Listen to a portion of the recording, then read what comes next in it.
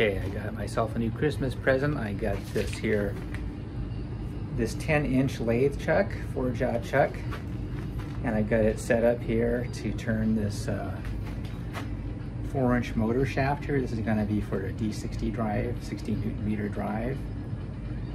And I'm struggling a little bit with getting the lathe leveled out because it's been turning a taper, but I think I got a fix for that. Taper is when the lathe bed isn't sitting flat, and as the carriage moves along, the carriage is moving either this way or it's twisting like this. And so we're working on fixing that. I think I got it fixed. Okay, so this thing had been cutting about a 10,000 taper from here to here, and this 4-inch aluminum piece here, which is going to be a shaft, motor shaft.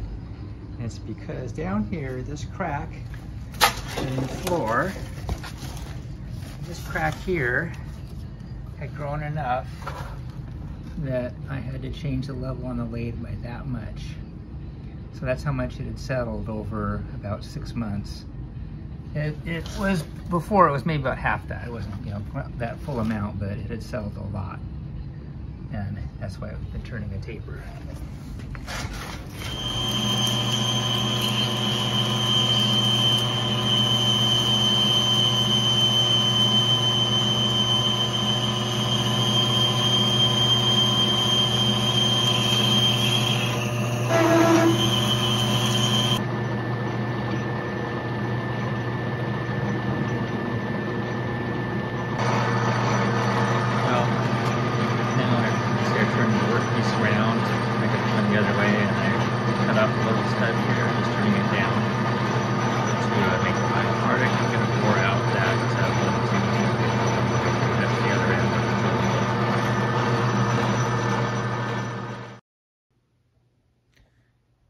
And here's a shot of the finished part here. You can see the